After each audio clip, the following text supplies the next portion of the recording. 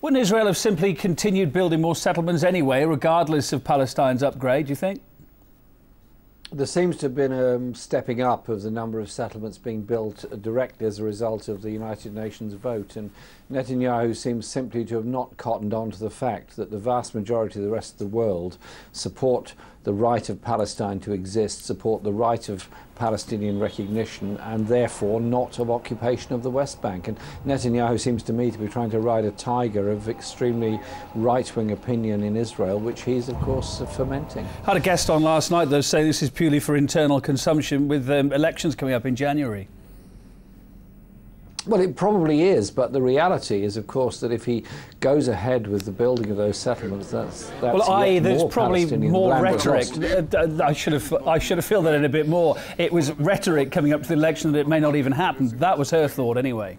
Well, that may well be the case, but the reality is that his government has proposed yet more settlements on top of all the settlements that are there. And I would have thought it's high time that the rest of the world took seriously what Israel says and does, and says either you stop the settlements or we start suspending trade agreements and withdrawing ambassadors, just to show you that we do accept the UN result, the UN decision of granting an enhanced observer status to Palestine, and therefore recognition of Palestinian claims. As you see it, especially given what's happened over the last week, how committed do you think both sides are in achieving this two-state solution?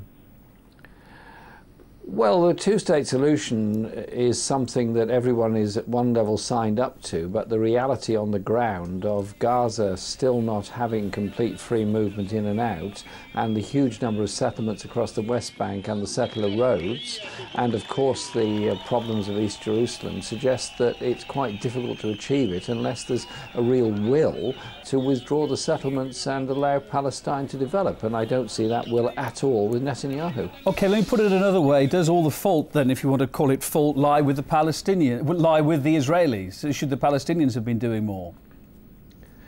Well, the Palestinians have given up a lot of land in lots of negotiations. They've given an awful lot of ground on lots of occasions. And on this occasion, when Israel started bombing Gaza in retaliation, so they say, to the rockets, there's been a much greater sense of unity by the Palestinian side. Surely Israel ought to recognise what the rest of the world recognise, that Palestine is relatively politically united at the moment, and that's something that one should welcome.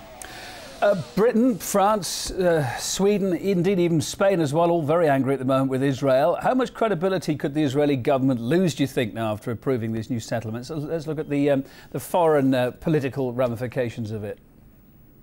Well, they've lost a huge amount of credibility, and they should remember that in the case of Britain, sadly, Britain abstained in the UN vote. It didn't vote for Palestinian recognition despite the wishes of many of us in the British Parliament. The fact that Britain is really angry about it ought to send some kind of message to Netanyahu that if he can't even rely on governments that are basically quite sympathetic to Israel and Israel's claims, then he's losing out big time all around the world, and he just needs to wake up. Israel has got to accept the rest of the world wants peace, wants Palestine to be recognised, and thinks that Israel should stop settlement building and indeed withdraw settlements from the West Bank, as indeed it was forced to do from Gaza a few years back. Final quick thought about what America might do next. The Americans, of course, backed Israel during its recent offensive on Gaza, but with Prime Minister Netanyahu bent on more settler homes, will Washington's support start to wane, do you think, now? I think the Washington support will wane very quickly. Obama has been re-elected, and a re-elected president into a second term is at his most powerful, and I think Netanyahu might do well to remember that. He also very much involved himself in the internal politics of the USA during the election campaign, and that can't have endeared himself very much to the administration. The movement around the world for Palestine, for Palestinian people, is unprecedented. Netanyahu should wake up and recognise that. UK MP Jeremy Corbyn, thank you for your thoughts on RT.